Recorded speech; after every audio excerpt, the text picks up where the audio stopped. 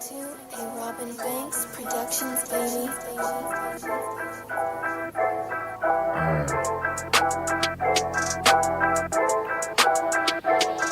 Yeah, it's the underground, it's the underground, it's the underground, it's the underground. You better pass, you better run, and that's your ass, boy, you done. It's the underground, it's the underground, yeah, it's the underground, it's the underground. You better pass, you better run, and that's your ass, boy, you done. Move the sticks, first down. You better not step out of bounds. You don't really want it, but you really need it. It's the underground, man, we undefeated.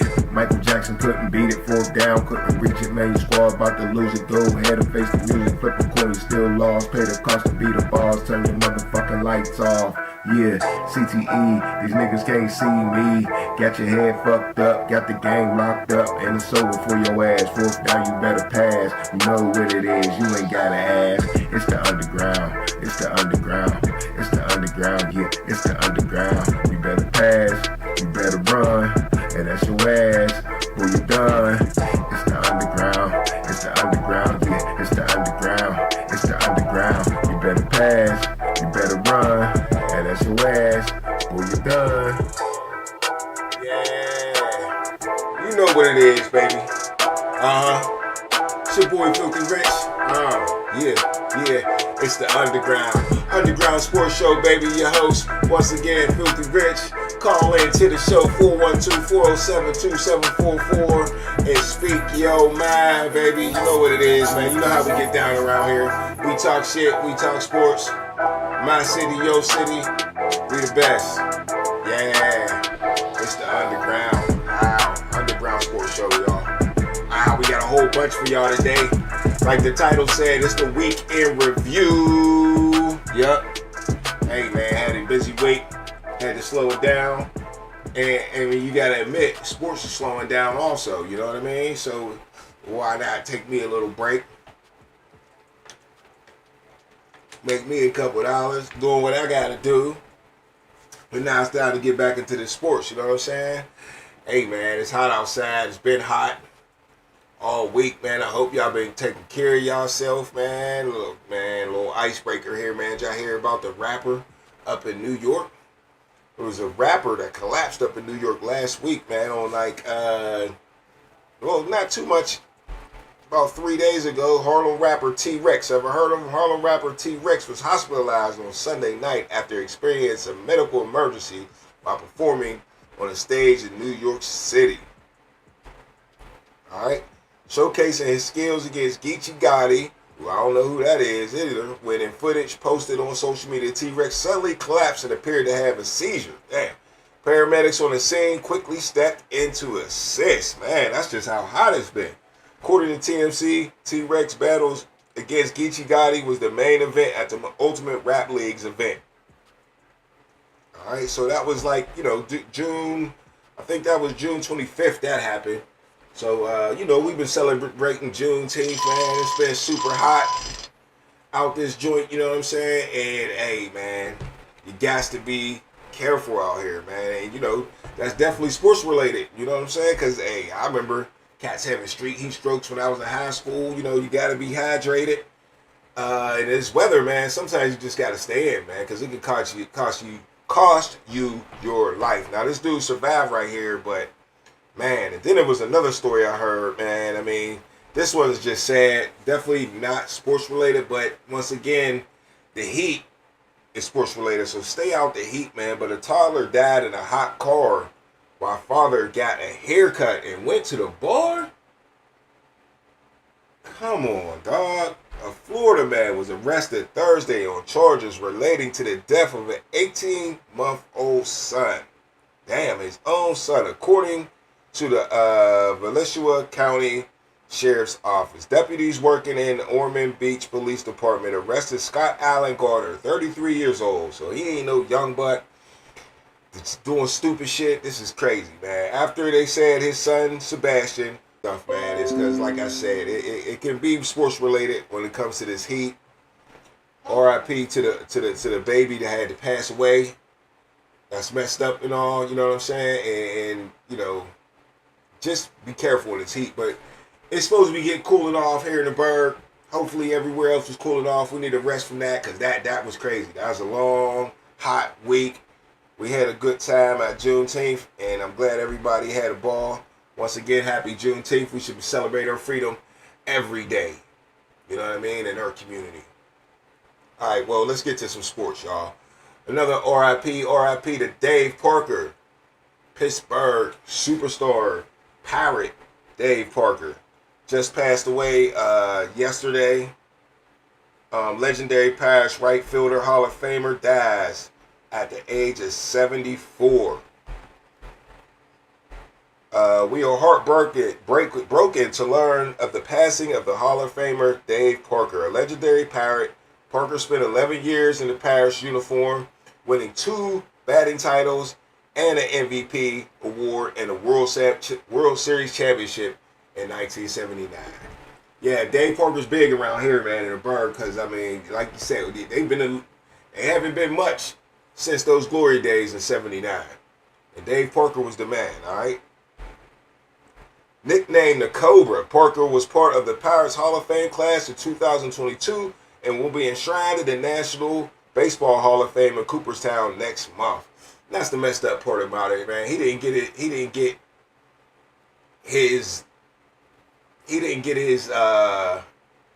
roses while he was alive. You know what I'm saying? He didn't get his flowers, man. You know, I wonder if they're putting him in there just because they heard he passed away. It really doesn't say. He's in the Hall of Fame for the Pirates of the class of 2022. That seemed to take a while for a guy that won an MVP and a World Series. And, you know, he's always a legend around here. I would have thought he would have been in the Hall of Fame, at least for the Pirates. But, yeah, he's definitely going to Cooperstown next month, which is cool, man. Parker spent 11 seasons from 1973 to 1983 in Pittsburgh uniform and ranks amongst the team's all-time leaders in home runs with 166, doubles with 296, RBIs with 758, and extra base hits with 524 while producing a .305 batting average over those 11 years. It's pretty good. He was also named the National League's most valuable player in 78 and captured back-to-back batting titles with the Pirates in 1977 after hitting .338, and in 1978 he hitting .334. That's some good batting right there by my man Dave Parker. So once again, man, RIP to Dave Parker. What a great career he had in Pittsburgh. And yeah, we appreciate everything Dave Parker did in that Pirate jersey, man. We need a little bit of that mojo back. I don't know how we gonna do it, man. They so bad. We'll see. All right. Up next, been a conversation floating around when it comes to baseball, and I want to stick with baseball because, I mean, it's just that time of season, right? This is the time of season for real. A lot of us hate. A lot of us hate this time of the season because basketball's over, football ain't close enough. You know what I mean? And I mean, hockey's over. So most of us think that American baseball, at least in America, when it comes to American sports, baseball, would y'all agree that baseball comes in, what, 4th place? You got football, obviously. You got basketball, 2nd, which is falling off a little bit. I put hockey 3rd in my view, and baseball is in 4th when it comes to the major sports in America. And right now, it's full-on baseball season, and we just don't care. And it's been like this for a while. I mean, you'll watch the highlights, but just to get into it, it just ain't the same vibe, man. It ain't the same vibe. It's definitely not football. Definitely not football. It can't come close. So, yeah, this is just a slow time of the year. Baseball's a slow sport, so it is what it is. But tell me this is the big argument that's been going around. Should people that use steroids in the history of baseball, like Barry Bonds and Canseco, and I'm sure a whole bunch of other players, should they be allowed to go to the Hall of Fame? Do steroids really give you an advantage in baseball? Does it? Because some people think it do. Some people say, hey, it still ain't going to show you how to hit a baseball. You can't hit a baseball, you can't hit a baseball. You're right. But in the major leagues, everybody can hit the baseball pretty much, right? You already know you can hit the baseball just to get there. So you start taking steroids, now you're going to start hitting the baseballs further. You're going to turn an out into a home run. Okay. By hitting that ball a lot harder. Now, here's my thing with that. Steroids also makes you recover. So, what took steroids, should they be allowed into the Baseball Hall of Fame? I say no. I hate to say it, but recovery, endurance, and power makes a huge difference in baseball. Huge difference.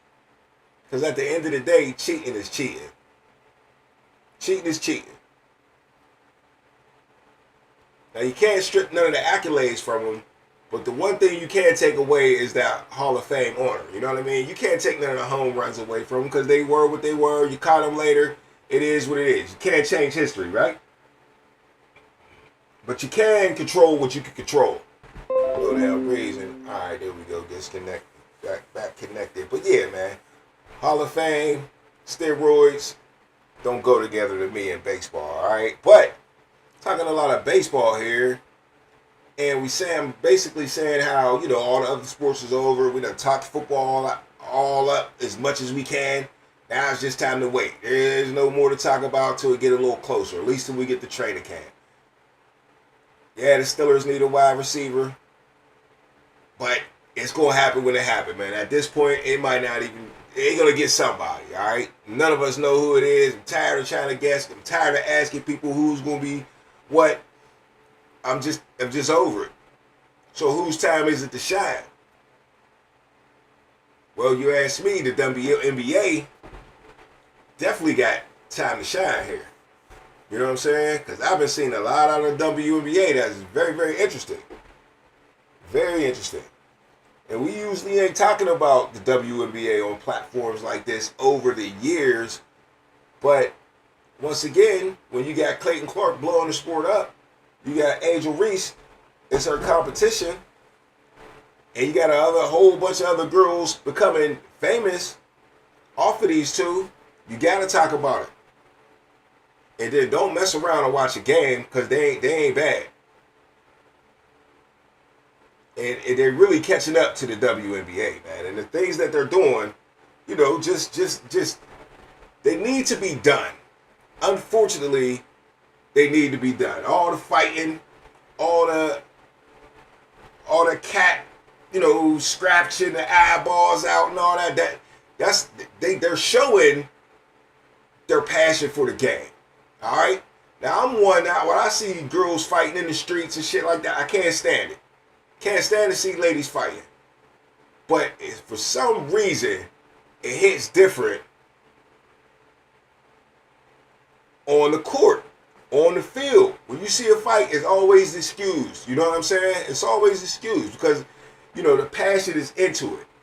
Now, let me show you a clip here from a lady that's teammates with Caitlin Clark, all right? Sophie Cunningham. I'm pretty sure a lot of y'all might have seen this little ordeal already, but I'm going to show y'all. But at the beginning of this video here, it really shows how Caitlin Clark ain't the kindest little lady out there. You know, she just ain't out here getting picked on and, you know, people don't like her for no reason or just because she's white. It has nothing to do with that. And this is a perfect example right here. I'm going to let this play.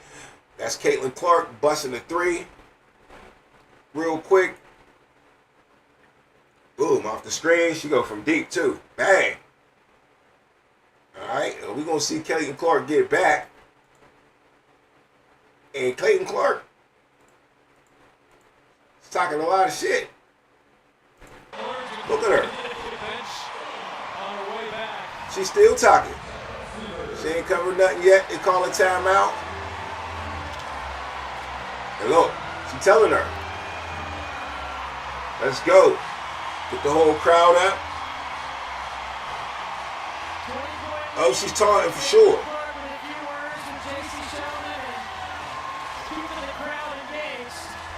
Look, now you see, like I said, let's go back a little bit.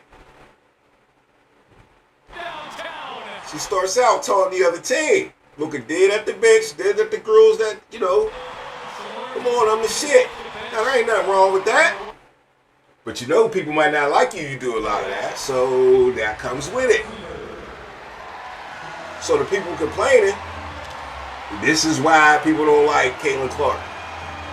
You see number 4, this video I got right here, got them all messed up. But that's where Caitlin Clark, number 4, get her back from doing all the taunting. Pokes her in the eye. Boop, on purpose. And the other girl go come footballer, boop. 2 white girls. So it ain't black on white no more. The other girls just don't like Caitlin Clark. And Caitlin Clark don't like them. You already seen Caitlin Clark running her mouth. But she got to get her little flop on. She did get poked in the eye, you know what I'm saying? But hey, you know, where's all that talking now, Caitlin Clark? That's why they running you over. Should have been 2 technicals and ejection. It was called. But I ain't gonna lie, I like it. Now let me go back into the video because my girl Sophie Cunningham was about to show up, right? Now Sophie Cunningham is a teammate of Caitlin Clark. And watch what she do after this play.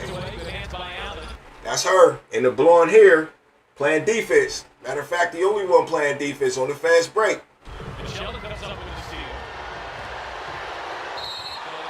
Bulldog her. We got another scrap. It's looking like hockey out here. Yeah, the ladies get into it, man. The ladies get into it.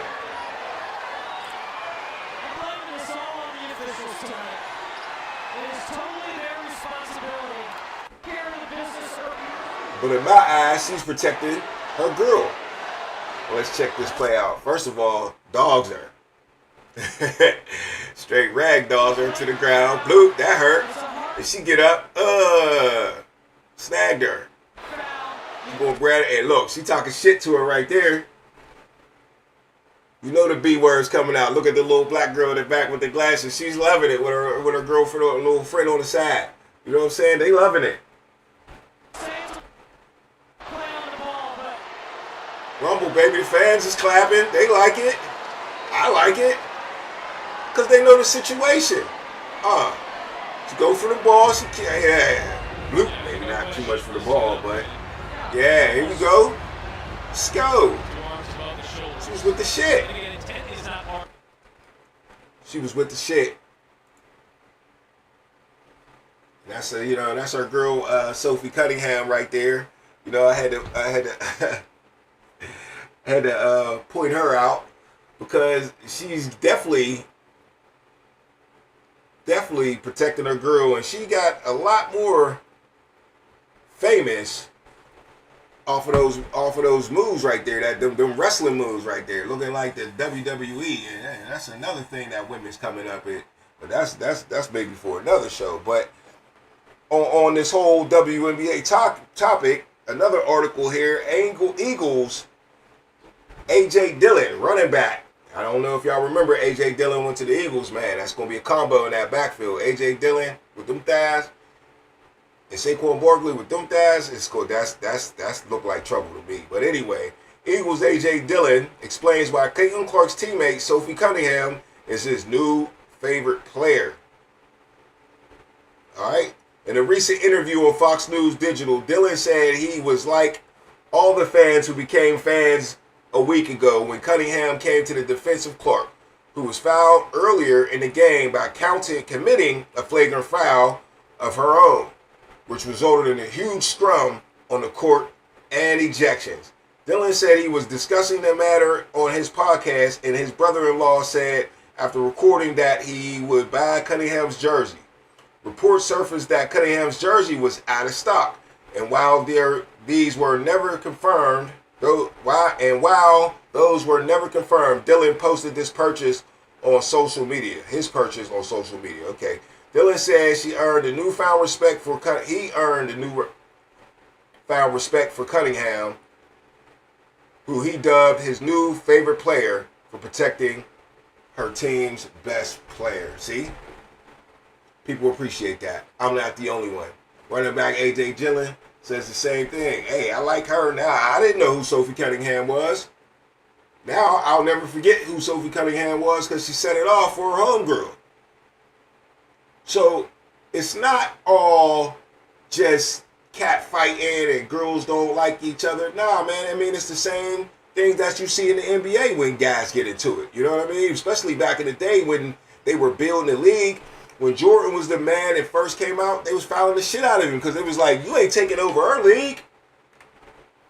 Even though eventually it quickly took over their league, they wasn't having it at first. It wasn't having it at first. I remember dudes couldn't wait to get at LeBron. That really didn't last long because LeBron was a grown man. But they tried LeBron. They tried everybody that's the man. They tried to beat up Allen Iverson because he was so small, but he just kept taking it. So, when it comes to Caitlin Clark, she's getting what everybody else got.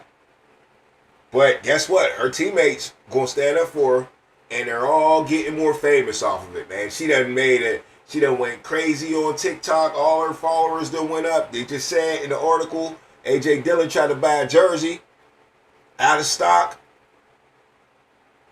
So this Caitlin Clark effect is making everybody more popular. Angela Sparks the other day. All right, Angel Reese continues to work on offensive game during sophomore slump, but Tuesday's night's win over the Los Angeles Sparks might be the launching point needed as a confidence builder of sorts, following an 18-point, 17 rebound, and 6 assists performance. Reese made WNBA history, becoming the fastest player in the league history to reach 150 rebounds and 50 assists in a single season. You know what I'm saying? She did that already, bruh. Already in this season. 150 rebounds and 50 assists. WNBA history, becoming the fastest player in the league history to reach that. All right? So, yeah, hey, all of them's doing their thing, man. It's not just Caitlin Clark. It's not just Angel Clark. I see in the chat, I got Asia Wilson. Yeah, man, she just won a game. I just watched the game earlier. She just won a game for the Las Vegas team. Over Phoenix, who's a real good team, the Mercury. So, yeah, man, it might be just the WNBA's time to shine, man. That's why I spent so much time on this, because I just want to know, at the end of the day, is the WNBA more interested than baseball? It might be. I got more reports on the WNBA than I do I get in baseball. Way more. So, yeah, man, WNBA's popping. They're playing good, looking good for sure. And, you know, shout out to them, man. They keep it going. You know what I'm saying? A little more basketball here coming up next. The NBA championship was last Sunday, man. We didn't get to talk about that, at least here on the Underground. We ain't talk about it much. It is what it is.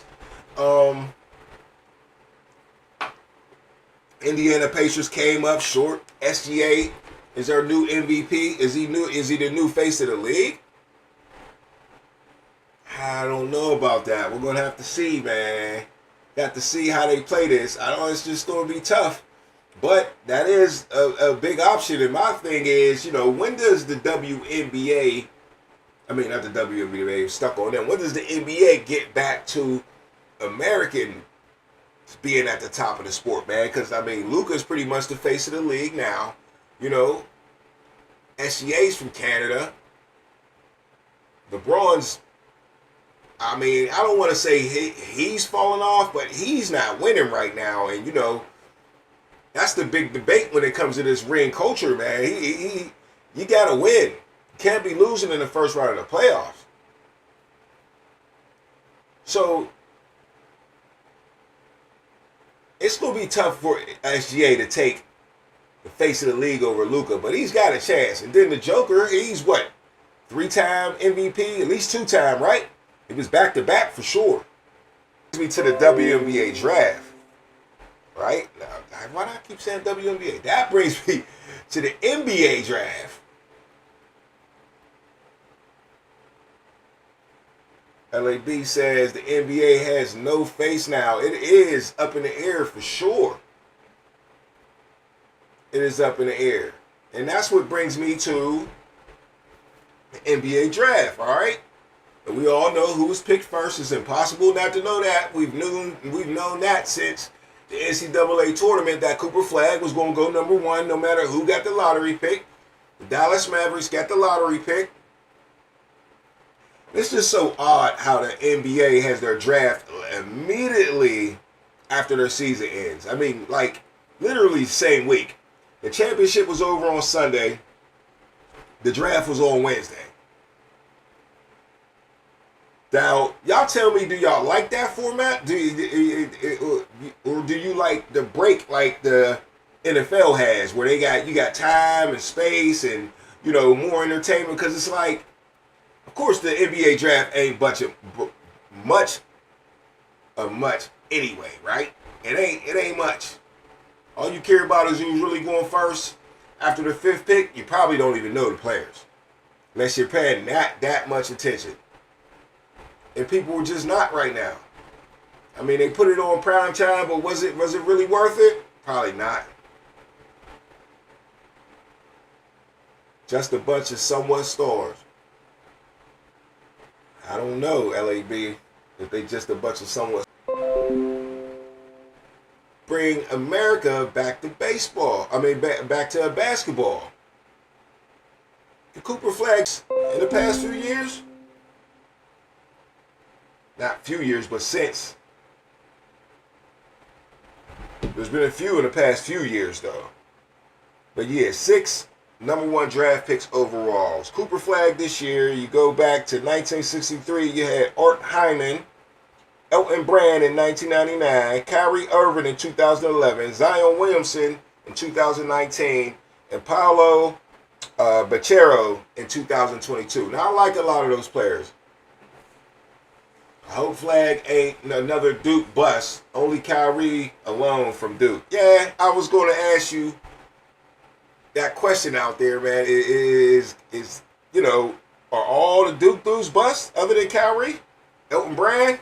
I mean, Zion Williams is definitely a bust. I don't know. I like the Paolo kid. The Paolo kid, he's young. He's newer. He still got a chance to be what he was. I mean, he wasn't, you know, that was probably a weak draft coming into that year, you know what I mean? But he's been playing well. They got Orlando playing decent down there. I think they made the play-in playoffs this year. So Orlando, okay. But, yeah, man, I hope Flagg ain't another one. Because he can bring the America back in the NBA basketball, man. We dearly need it here in America.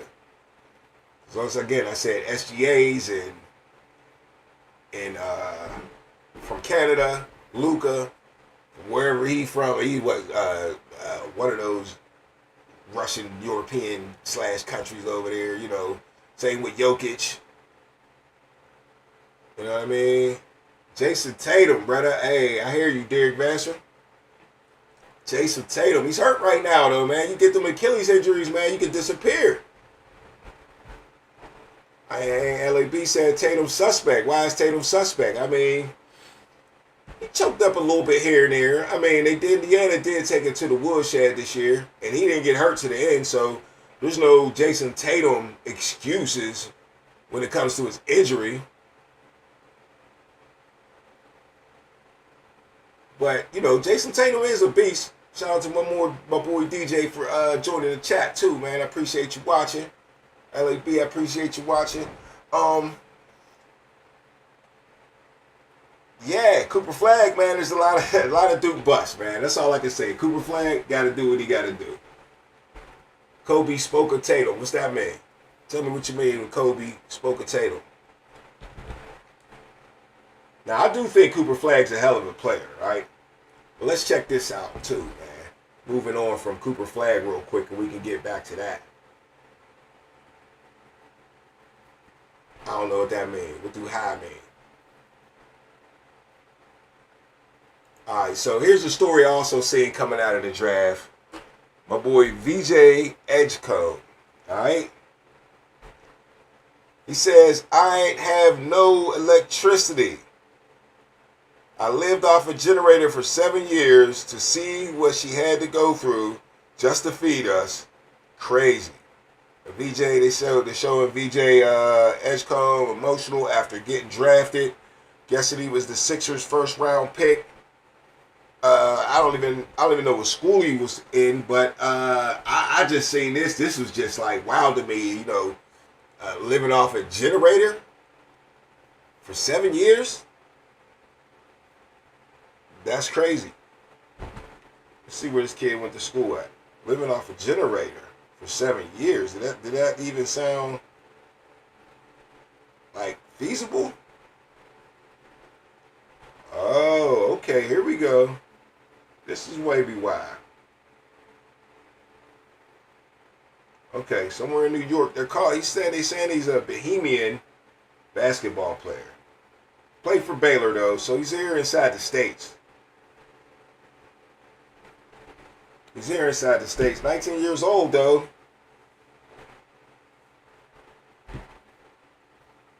Says VJ Edgecombe is a junior. VJ Edgecombe Jr. is a Bohemian professional basketball player for the Philadelphia 76ers of the National Basketball Association. He played college basketball for Baylor. He was a consistent 5-star recruit and one of the top players in 2024 class. All right, yeah, so yeah, man. 19 years old, getting it out the mud, had to live off a generator for 7 years. That's a lot, man. Kobe spoke highly of Tatum in a video. Okay. I feel you in the chat, LAB. But yeah, man. Hey, shout out to VJ Edgecombe for, just overcoming all that, man. Because, off a generator, that's some bad conditions, man. That's like third world shit right there. You don't hear that.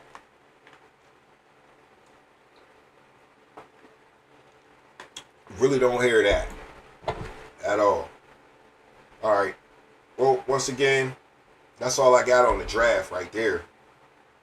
You know what I'm saying? Hopefully Cooper Flag can make something happen. And VJ, man, we're going to be watching out for VJ, man. He's definitely going to have a chip on his shoulder. He got to. All right, Doc Rivers. Read a little article about Doc Rivers to stay with the NBA. Tell me what y'all think about that. Why Doc Rivers believes Steph Curry's brother, Seth, is a perfect Warriors fit. Should the Warriors pair Steph Curry with his younger brother Seth? Longtime NBA coach Rivers certainly believes so.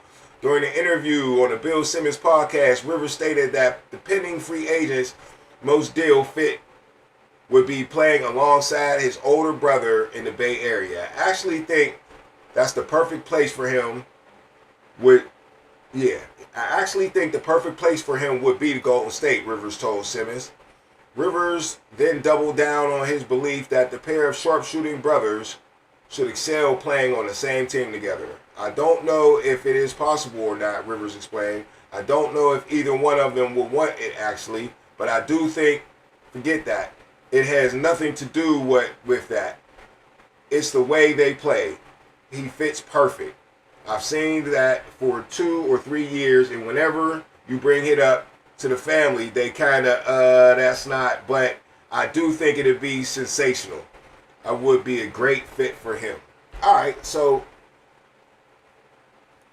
yeah, that is deep, LAB.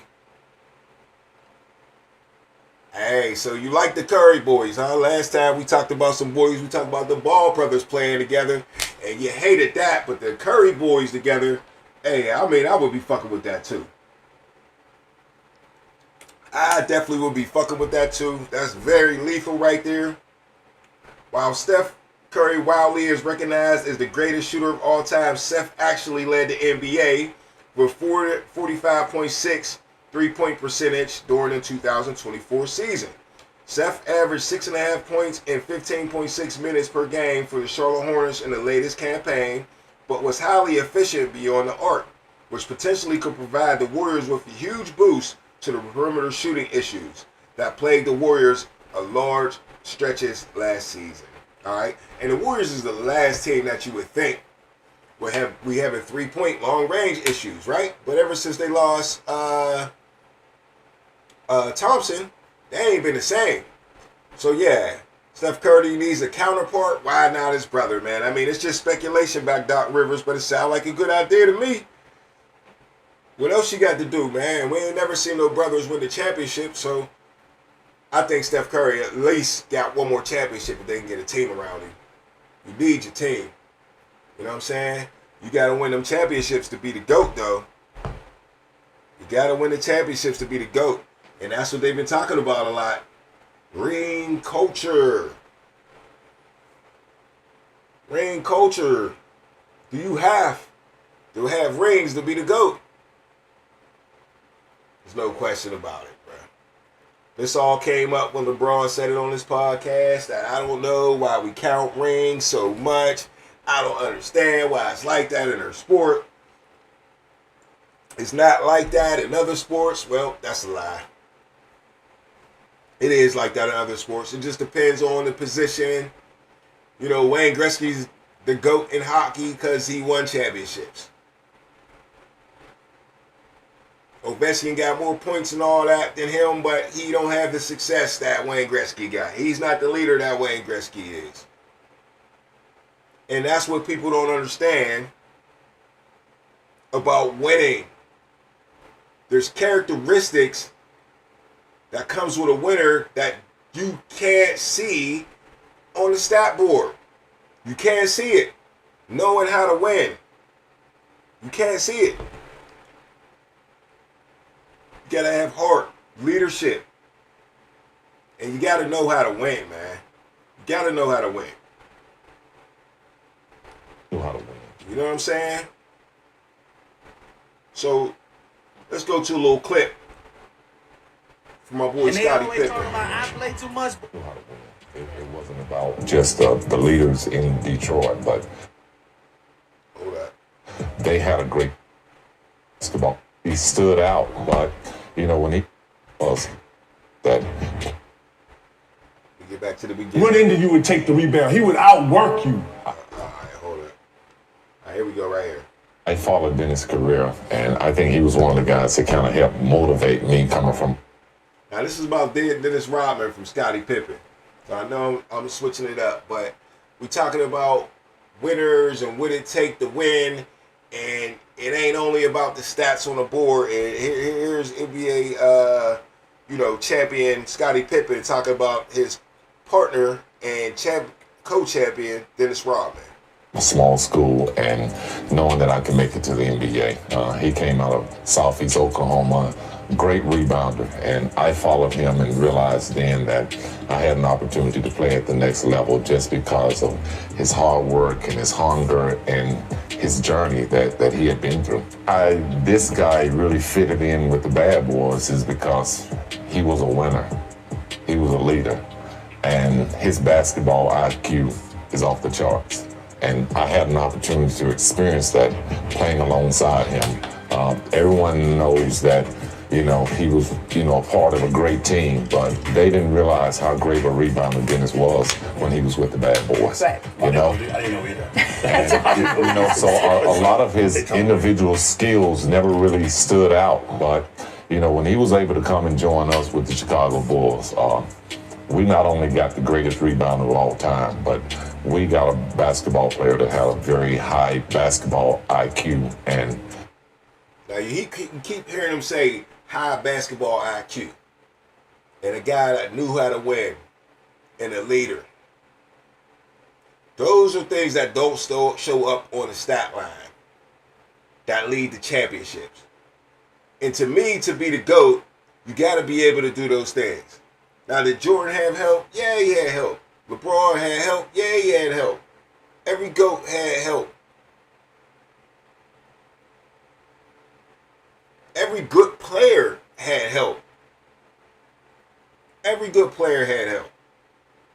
So, if you're going to win a championship, and what I mean by good players that won championships, you're going to have some help, but it got to be the right help. It just can't be anybody. If they're not leaders, if they're not team players, if they're not winners, it ain't going to work.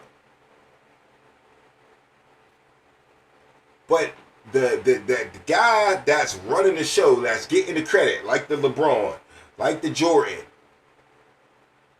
that they put into the GOAT conversation, not the Barkleys,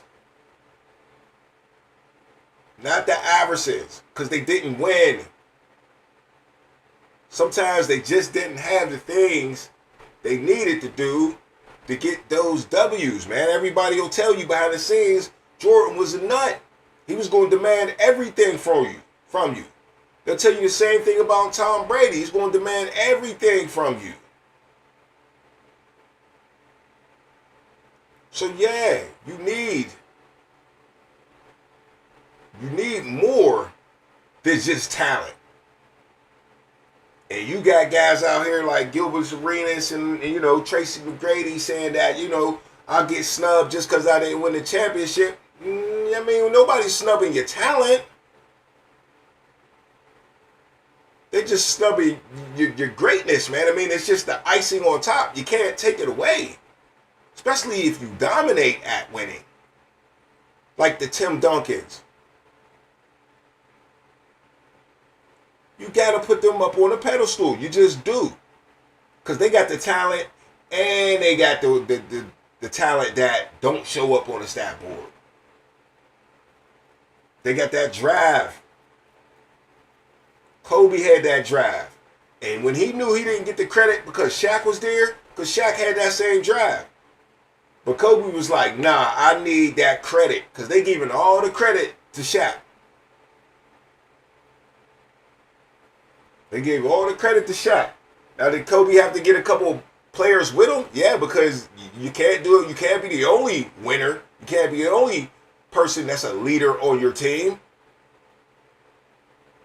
But you ain't going to say like Kobe wasn't no leader. As soon as he got what he needed, it was on.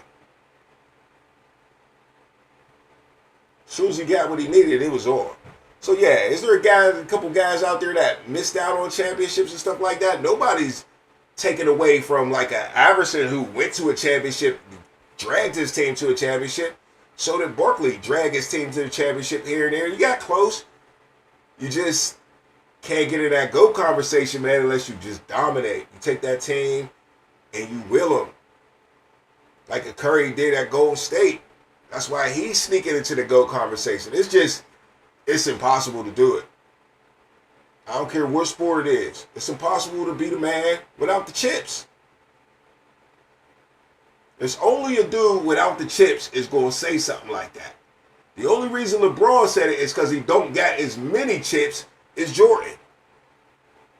And he wants to be the GOAT so bad. But LeBron, as much as I think you're the GOAT, you're losing that battle. It's okay.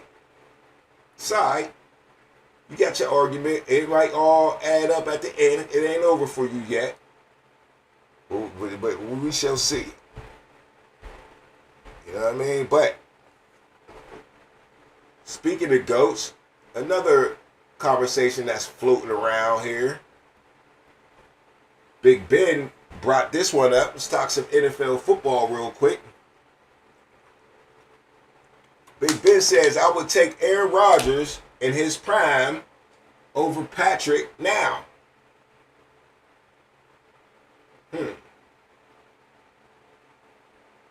What does he mean by now? Because, I mean, Patrick Mahomes, like, now is now. I mean, he's never stopped, right? So Patrick Mahomes has been in his prime since he stepped on the field and never left it.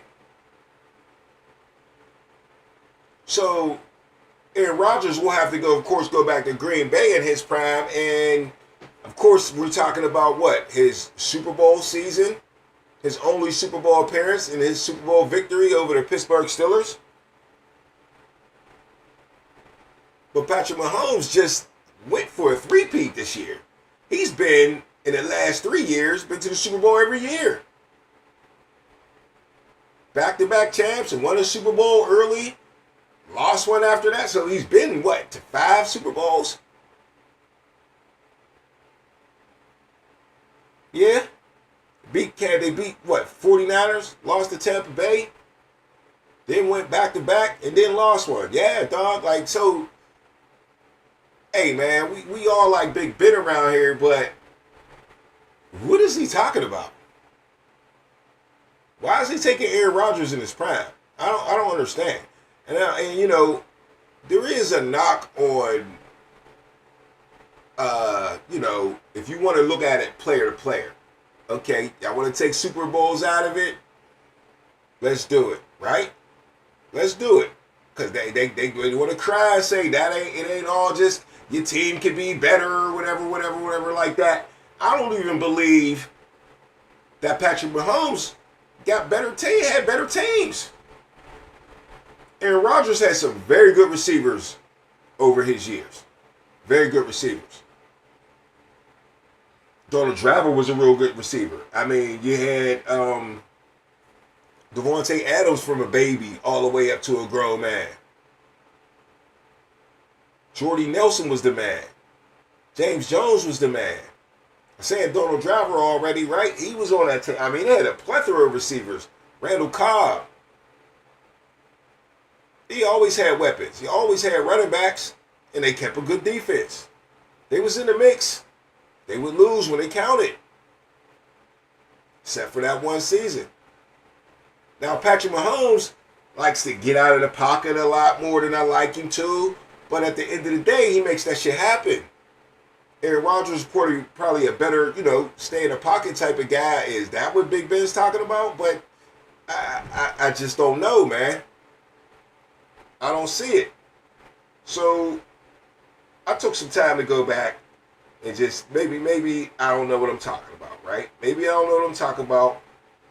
Let's go see what the stats say, right? So I brought up some stats. Let's look at A-Rod's stats real quick. And I'm gonna bring them up on the screen so y'all get a chance to see them. Let me see, did I? Didn't do it. Nope, I didn't put it in the drive. That's alright. I'm just read them off here. Hold on. Alright, anyway. So Aaron Rodgers, long career. You know, so I'm looking at Aaron Rodgers. The most yards he ever threw for was 4,643 yards back in 2011. Okay? So, you know, the season before that, he threw for 3,922 yards and 28 touchdowns. But the year, that 2011 year, like I said, 4,643 yards with 45 touchdowns. It's probably an MVP year, right? So I'm going to give him that as his best year. The record was 14. He said, look, it says QB record. Yeah, 14-1. Okay, so, yeah, I don't remember them being 14-1, so maybe that's wrong. I don't know what's up with that. But anyway, 45 touchdowns, 4,643 yards. The next year, in 2012, he had 4,295 yards. All right, next year he gets hurt, only plays 9 games, 2,536 yards. After that, come back for 16 more, 4,381 yards. So, you know, this is his prime with 38 touchdowns. So he went 45, 39, then 38 touchdowns in 2014. So after that, he throws for about 4,000 yards with 3,821 in 2015 with 31 touchdowns. Next year in 2016, he gets back to 40 touchdowns with 4,428 yards. So, you know, Aaron Rodgers is being Aaron Rodgers, right? He's doing his thing. But let's compare this to my boy Patrick Mahomes' stats in his prime, all right? Now, his prime, of course, ain't as long. You know, in 2017, he didn't start, threw for 284 yards. He had that one game, and that was it. His only game, 284. You knew it when you seen it. He was going to be that dude, right? The very next year, his first year full-fledged starting, threw for 5,097 yards and 50 touchdowns. Already topped anything Aaron Rodgers ever did in his first year playing. Next year comes out and throws for 4,031 yards and 26 touchdowns. Mediocre, okay. Then he bounces back the next year with 15 games. And he did miss 2 games that year, though. So he would have threw over 4,000. The next year, 15 games. He threw for 4,740 yards, 38 touchdowns. Then in 2021, he threw for 4,800 yards and 39 touchdowns. And 37 touchdowns, I'm sorry. And in 2022, he threw for 5,250 yards for 41 touchdowns. So yeah, he's already threw over the 5,000 yards twice, which Aaron Rodgers ain't never done. Ain't never threw 50 touchdowns. So to me, the stats don't even add up. Now, the championships don't add up, stats don't add up. I don't know why anybody's thinking that prime Aaron Rodgers should be going in front of prime Patrick Mahomes. There's a reason they're calling Patrick Mahomes the GOAT already, y'all. There's a reason for that. It ain't just play. It's them championships. And he got the stats to go with it. So they I don't know where Big Ben came up with this.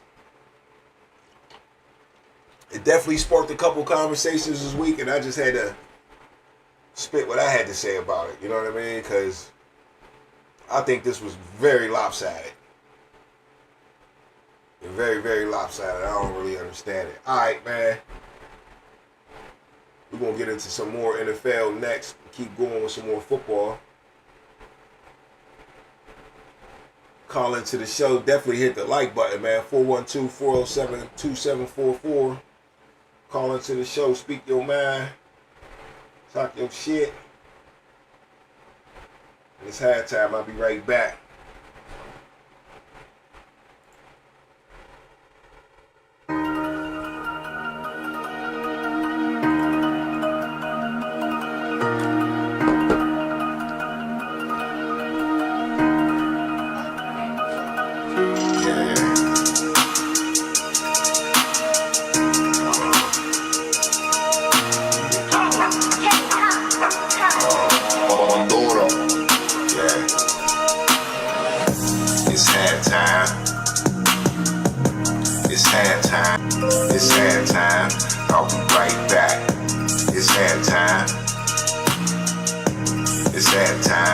It ain't over yet. It ain't over till it's over. Pull back, run you over. It's the halftime show. We need a turnover. Pick 6. It's your boy Dookie Rich. Turn me up in this bitch. Hit the like button. That's the right button. Call in to the show if you know something, but you probably know nothing. Not my fault that you're playing for the wrong team, wrong scheme. Strike you out like Paul schemes. It was all a dream. You never gon' win a thing. Nah.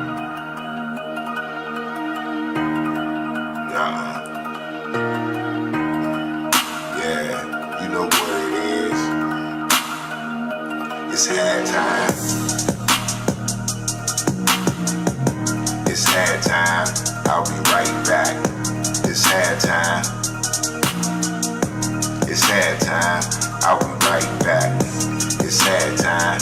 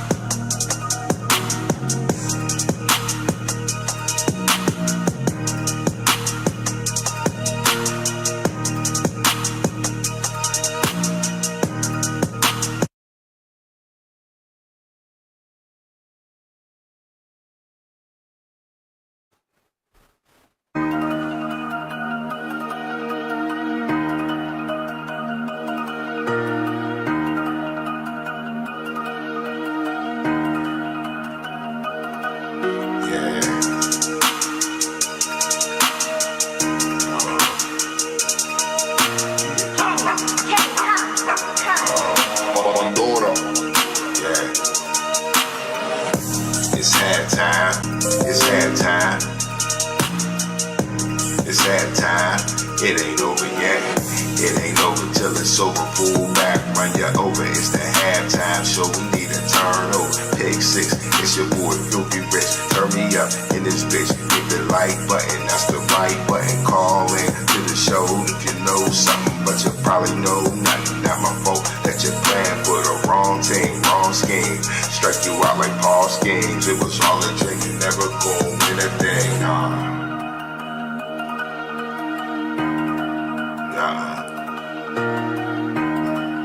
Yeah, you know what it is. It's halftime. It's halftime. I'll be right back. It's halftime. It's halftime. I'll be right back. It's halftime. It's halftime. I'll be right back. It's halftime. It's halftime. It ain't over yet.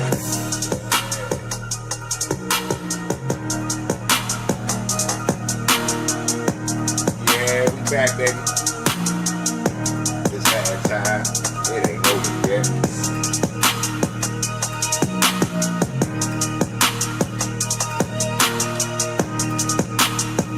Once again, man, it's your host, Filthy Rich, with the Underground Sports Show. Call into the show, 412-407-2744. Hey, I appreciate y'all in the chat. You know what I mean?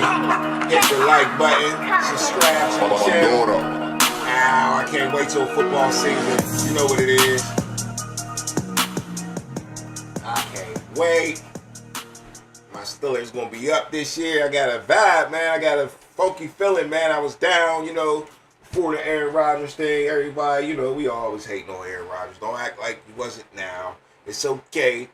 Right? So if you want to jump on the bandwagon, make sure it's your team, all right? You know what I'm saying?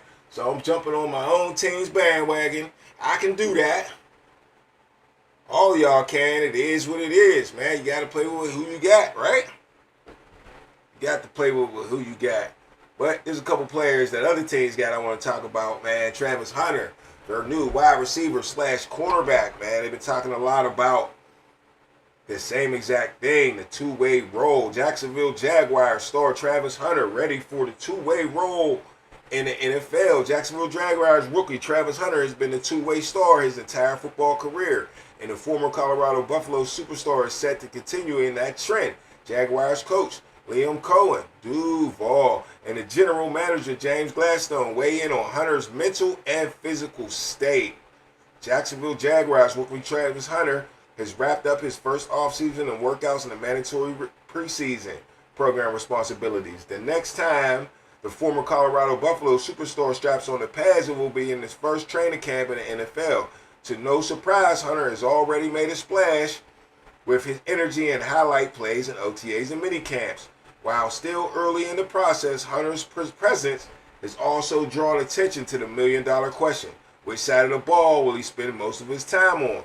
The two-way star was primarily featured on the offense during the early part of Jacksonville's program, but he made his way to the defensive side latter stages. All right, still, everyone wants to know how the reps will be divided as he moves forward. He does not tire, general manager James Gladstone said of Hunter. He's got a spark, he's got an energy, the capacity from a physical standpoint to be able to do it certainly there. Certain game plans might dictate usage differently. Putting a number on a snap count at the stage is premature. Okay, so they're saying they don't know how many snaps he's going to play. It's going to be game to game. He's the type of guy that puts it on his own when he is away from the building. The more he can do and continue to do, that will only benefit us moving forward. Jaguars coach Liam Cohen said about Hunter. All right. Already a top recruit entering college, Hunter continued his development under Buffalo's coach Deion Sanders, and his stardom took on another level. The work ethic of such a player trying to make a name for himself isn't unusual, but the number 2 overall draft pick Heisman Trophy winner and recipient of the nearly every major award you can think of in college football, Hunter's drive and determination are rare. When you combine rare talent and ability with rare work ethic and discipline, you get Travis Hunter. The technique and fundamentals will continue to harp on, but it's really about being in the same page as the rest of the guys on the back end from the communication standpoint, and the rest will kind of take care of itself, added Cohen. It's just about putting in the extra time that he's going to have to do in order to be successful, to play even one side of the ball at that level. So he knows that, so he knows what's cut out for him coming up. All right, so basically he's saying he knows, and we've been talking about how hard it's going to be. But as much as we want you to do it, Travis Hunter, as much as you want to do it, Travis Hunter, we want you to do it the same. We want you to play at that level of football that you dream of playing for. That's what we want from Travis Hunter. And this is why they paid Travis Hunter all his money up front. $30 million up front of a $46 million guaranteed contract. So even the other $16 million is guaranteed over the next 4 years. So that's $4 million a year in his pocket every year, on top of the $30 million that he's sitting on in the bank.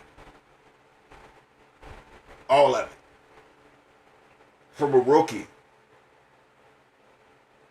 These are some high expectations.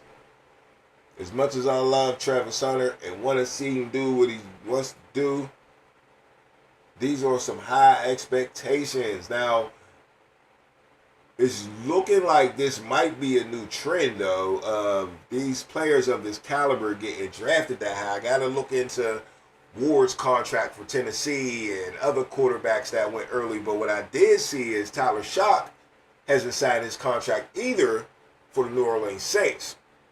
Now, he's in a unique situation where, yeah, he was a second-round pick, but his team needs him so much. He's probably the best quarterback on the roster already. And you picked him early, so you got to have a plan for him. So he's using his leverage there to get his money fully guaranteed. So that's another reason I think this might be a little new trend, if giving these special players and these players with a lot of potential fully guaranteed contracts. Even now, you can't make as much money as you used to be able to make coming out of the draft, but the one thing I can do is get it all fully guaranteed. And I think the agents done figured that part out, and that's why they moving like that in these situations. But yeah, look, Travis Hunter, if you're excited about Travis Hunter like I am, there you go. There's your proof. It was the debate the whole time coming out of Colorado in the draft, and who was going to pick him, and who was going to let him play both sides of the ball. Was any coach in the NFL crazy enough to let him play both sides of the ball? He's definitely got an owner that shit ain't got shit to lose. So he's taking a risk. I knew when he went to Jacksonville, as soon as they selected him, I said, they going to let him do whatever he want to do because he's Hollywood.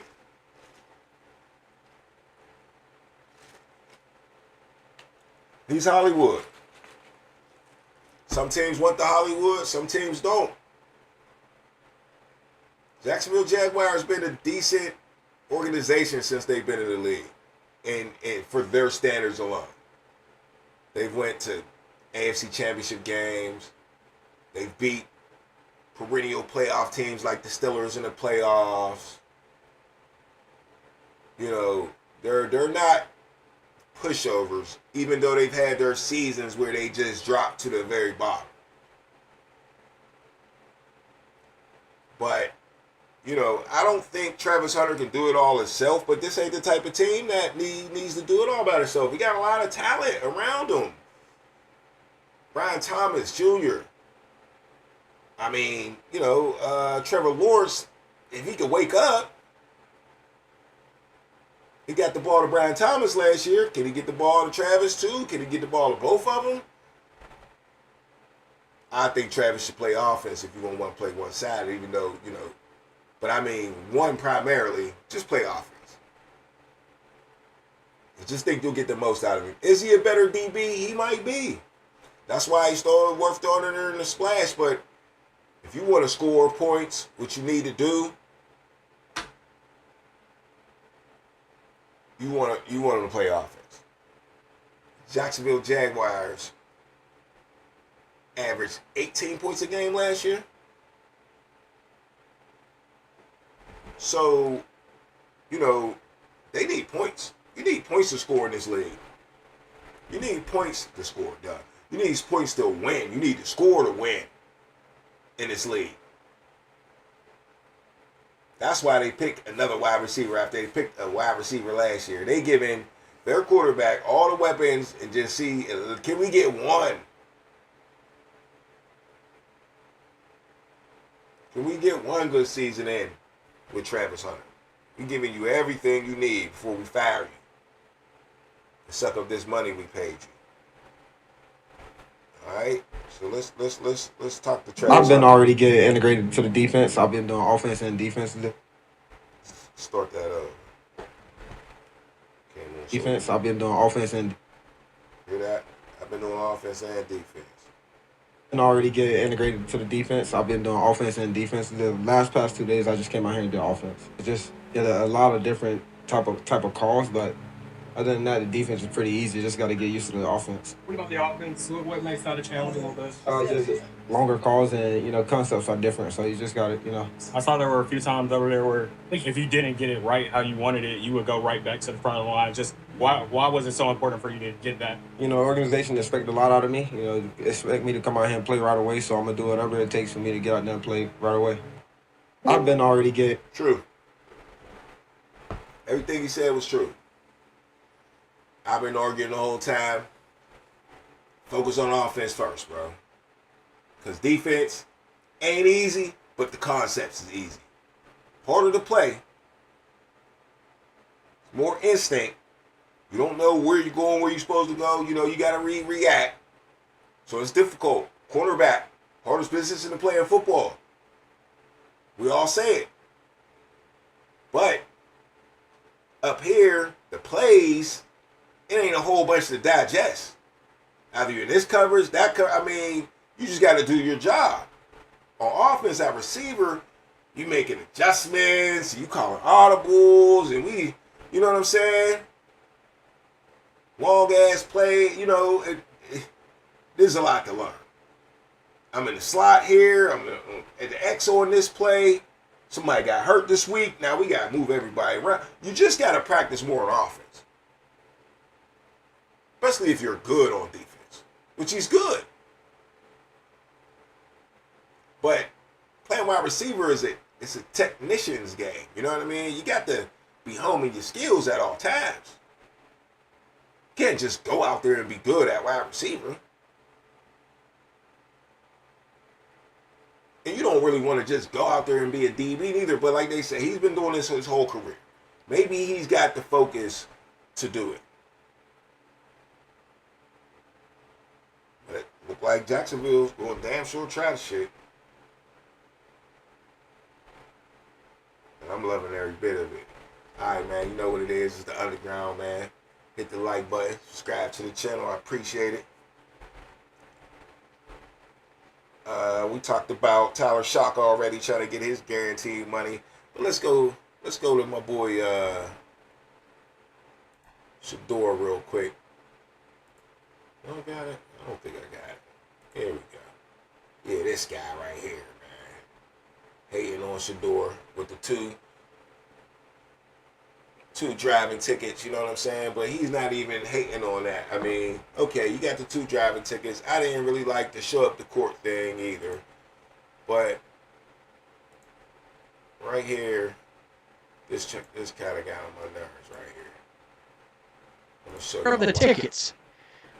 Again, the Browns and his fans that are going to defend him are going to try to claim this is just speeding tickets. Okay, well, If that's the way you want to go about it, that's fine. I don't like it. I don't like it. Let's check. Now, let me say this. Nobody's condoning speeding. But we all know we did it. And this dude over here, I already know. He looked like he done sped up in something. You know what I mean? Like, he got a race car in the back. So don't act like everybody don't like speed. Chill out. Check out Shedeur. This is Shedeur right here at some event. David Njoku, the tight end of the team, he's there with him, and this is Shedeur's comments. I love you, bro. He's just a regular kid. I'm listening to the boy. He didn't do nothing wrong. He's talking about overall life. You know, I made some wrong choices personally, and I got owned up to them. I made some, not great choices. He said that he's a common person. I learned from the real I learned.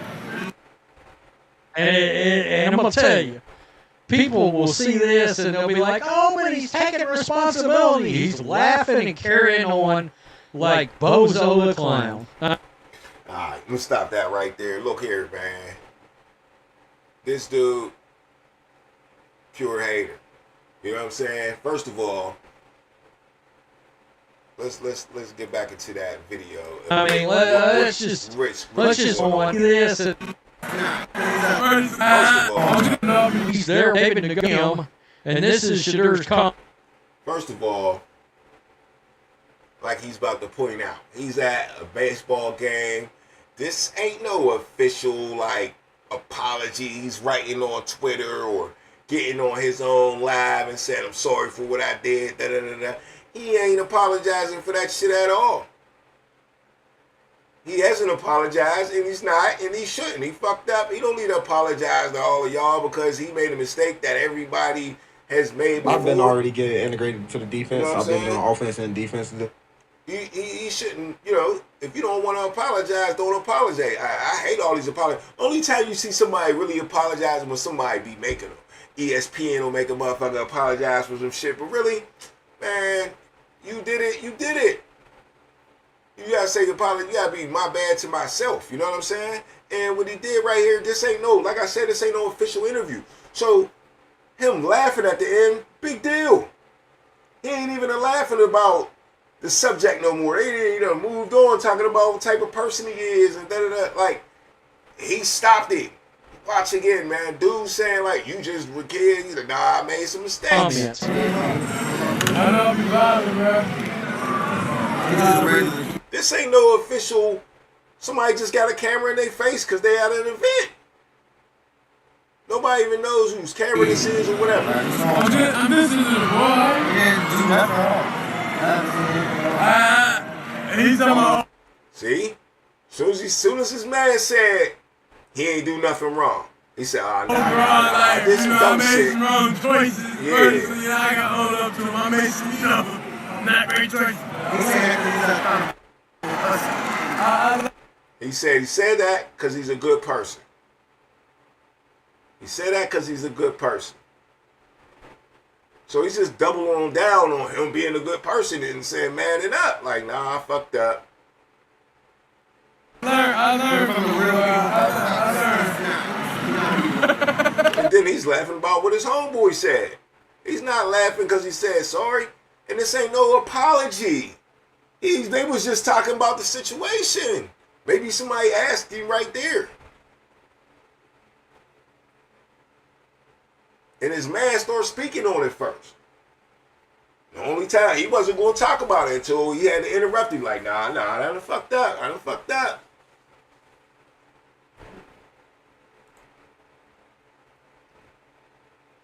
But that's what I think. I think this dude's the bozo in the group.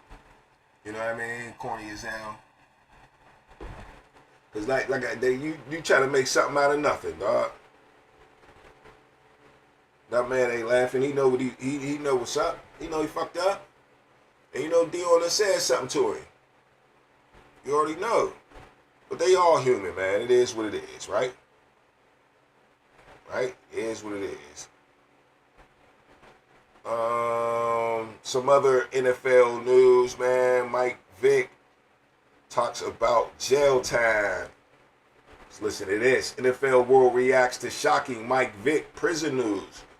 Michael Vick was one of the most influential quarterbacks to ever play in his position, revolutionizing the game with his ability to threaten defenses both through the air and the ground. Unfortunately, Vick got in trouble with the dogs. In recent interview, former Falcons Michael Vick said he cried every night while in prison because he knew he could have stepped in and stopped the harming of the dogs that were fighting. Fans reacted to the news on social media. One of those things I think gets underappreciated is that what Vick did was wrong. That's not up for debate, but he served his debt in society. Many don't. Often high power attorneys help athletes escape accountability. Vick did his time. I wish him nothing but success. Now one fan wrote on Twitter. All right. Coulda, woulda, shoulda. Happy he turned his life and career around. He took advantage of his second chance someone else added. All right. So, yeah, Michael Vick, getting some positive, getting some negative stuff, about, he said he cried every night. You know what I'm saying? But, maybe he did, man. Maybe Mike Vick did cry every night and say his prayers, man, for, what he knew he should have stopped. You know what I'm saying? Because he was in the situation he was in. But, looks like God blessed him with his second chance. And, man, and that's what happens when you bow your head sometimes, man. So, shout out to Mike Vick for bowing the head. And, getting everything back that, the world always promised to him, man, for just being who he is. For just being who it is, man. It ain't always got to be the same amount, you know what I'm saying? Because he would have had probably double or triple what he got now. He knows that. He know he lost a lot, but he's happy just to have what he have. And that's probably what he prayed for, man, just to be out there, you know what I'm saying? Just to be out there with the peoples. All right, another thing I seen, Steelers interested in Tyler Boyd.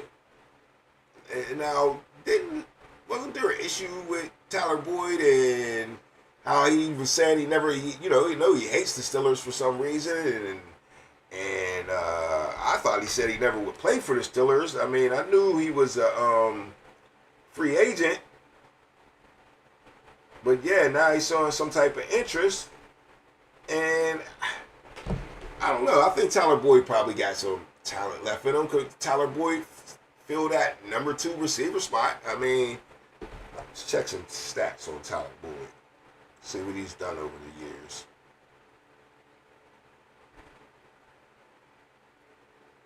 There we go. All right. Well, the 2,000-yard seasons was in 18 and 19.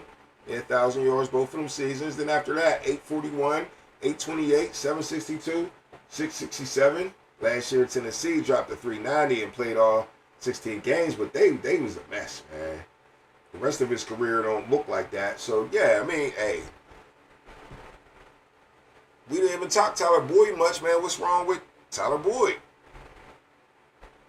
But I always thought he was out of the mix because he talked so much shit and said he didn't want to be here or whatever. In this article that I found, I seen no evidence of that, but let's see what he does say. Now that the Pittsburgh Steelers have a quarterback and Aaron Rodgers under contract, the only glaring weakness is their wide receiver depth. And the front office could remedy that by signing veteran slot specialist Tyler Boyd.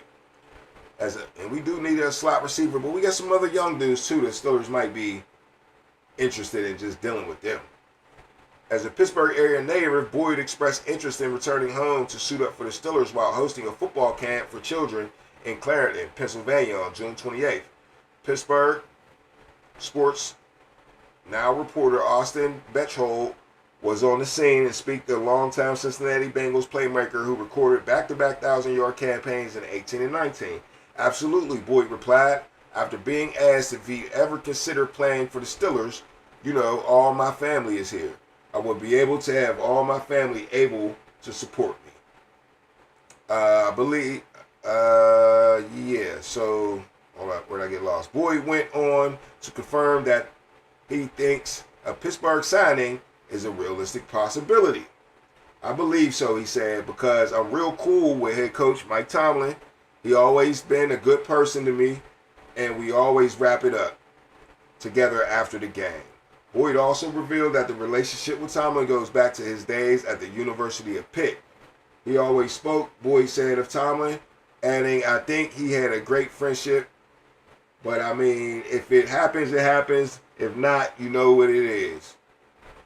It is what it is, my bad. But yeah, hey, Tyler Boyd, baby. What y'all think, man? I mean, hometown boy. We attempted that a few times, right? A couple other players.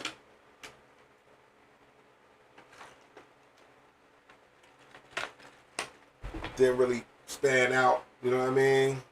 But Tyler Boyd, you know, young guy. He's been in the league for a while, though, now. Getting up there, too. Let's see, well, how old is Tyler Boyd? 30 years old. That's that cutoff, man. That's why he's waiting. That's why he's sitting there waiting. These young boys are so nice. And these 30-year-old receivers ain't getting no job. I think that's what it is, huh? Young boys ain't getting no jobs. All right, up next, man. Let's talk about Michael Turner. Now, Michael Turner used to be a running back for the Atlanta Falcons, right? Right here. Y'all remember Michael Turner? Michael Turner was a big dude, ran hard, got busy, man. He says that he really deserves a title, MVP over Peyton Manning. I'm going to let it come out of his mouth and see what y'all thinking. Oh, nope. Let's go to it. Hold on. Here we go. Do you believe you were supposed to win the MVP in 2008? Yes. Nobody knows Chad Pennington. You finished third. I thought I finished second. Third. Oh, Chad okay. Pennington, him and his 19 touchdowns and 7 interceptions. Josh, are you serious? I thought I was second. Oh, whatever it was, I should have been Peyton first. Manning. Peyton Manning was probably the worst seasons he had. Right. Peyton Manning did, was it something? 27 and 12. 27 touchdowns, 12 picks. 4,002 yards. And everybody said, 4,002 yards. He didn't give up as much skin as you did that year. Mm-hmm. You left a lot of skin on the turf. Yeah. So you believe you should have won it? Yeah, it would have been I fair. did too. I mean, impact. The coach was already winning, so them winning already it was nothing special about the season.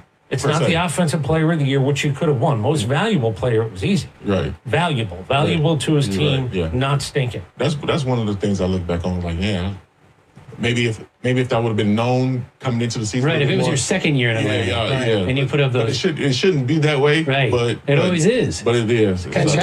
Popularity plus quarterback plus. Listen, I don't want to do this. Unknown. But the AP voting, look at that name, number 2. That's Chad Pennington. Yeah. That was that stupid Wildcat year for the Dolphins, too. Whatever. Chad Pennington was lined up as a receiver. Right, he wasn't even a Jet then. He was a Dolphin. Now he was a Dolphin. Oh, my God. Yeah, so, yeah, man, Michael Turner is tripping. You asked me, he's right. And I'm tired. Y'all done heard me say it 1,000 times, man. That MVP is a quarterback's award, man. They going to give it to once again, Peyton Manning threw for 4,000 yards, 4,002 yards, 6 in the NFL. 27 touchdowns, was 5th in the NFL that year. Interceptions, he had 12 interceptions. That was 13th in the NFL. His rating was 95, which was 5th in the NFL, and his record was 12-4. Nothing crazy, right? But Turner had 1,699 yards, so 1,700 yards. Second in the NFL, yards per game, 106, second in the NFL. Rushing TDs, 17, second in the NFL. First downs, 84, first in the NFL. Come on, dog. That's moving the chains. Team record, 11-5. So the same thing, they just going to dick the running. They're going to dick any other position, man, just like they did Saquon Barkley this year. It's still alive. And he ran for 2,000 yards. It still ain't get the shit. And they gave it to Josh Allen, who had mediocre numbers, just like this Peyton Manning.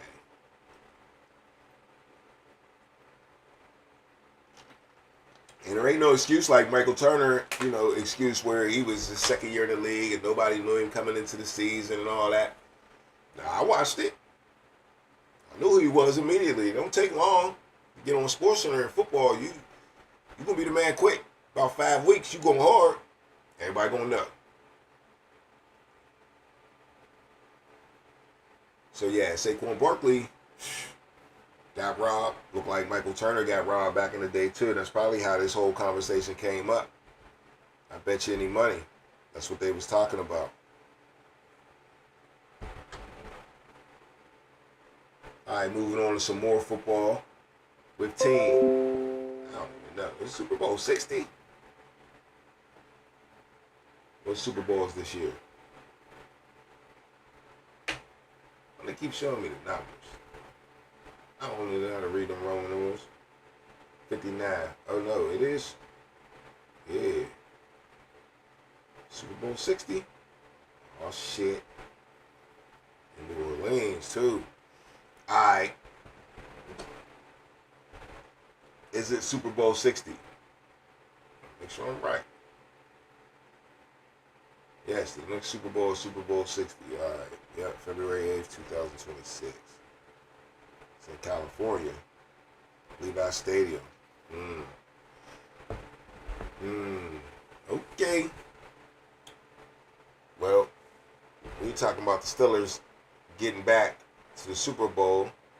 At least Patrick Queen was. The Pittsburgh Steelers $41 million linebacker expressed unbewildered joy at joining the team, pledging to chase Super Bowl 60 with his second family. His commitment fuels Pittsburgh championship aspirations. The star signed in 2024 shared his passion on Steelers Now podcast. I turned down more lucrative offers to join the Steelers, he said, but 2024 was a tough year for me. Though I didn't meet expectations, TJ Watt always encouraged me and urged teammates to embrace me. I love this team. It's my second family. Patrick, 27, linked to a 3-year, $41 million deal for Baltimore, recording 129 tackles in 2024. PFF grade of 56.8 reflected struggles adapting to Pittsburgh's system. He definitely did. TJ Watt with 11.5 sacks in 2024, champion Queen's integration.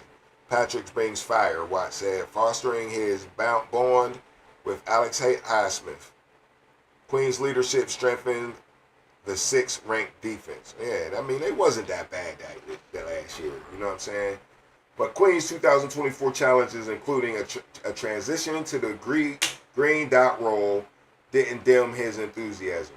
Pittsburgh's culture is unmatched, he told ESPN, contrasting his Ravens tenure marked by Roquan Smith's shadow. All right, so to see Patrick Queen have a change of heart, man. We definitely need him, man. We got him because we needed him. And we need him to step up. For real. If we gonna go somewhere this year, man, that 6th-ranked defense gotta be better in certain situations. And sometimes, you just gotta get yourself off the field, knowing that the offense ain't always gonna be there. You gotta get yourself off the field when you get them 3rd down situations. And a lot of that's on the linebackers, because they're gonna attack them linebackers because you like to leave them on the field. So it is the defense. You gotta play it, dog. I expect him to get better in year 2. Why not? I'm sure he's watching a lot of film. He's a quick dude. He just got to stick his wig in there a little bit more, you ask me. Don't worry about it. It'll be all right. Stick your wig up in there.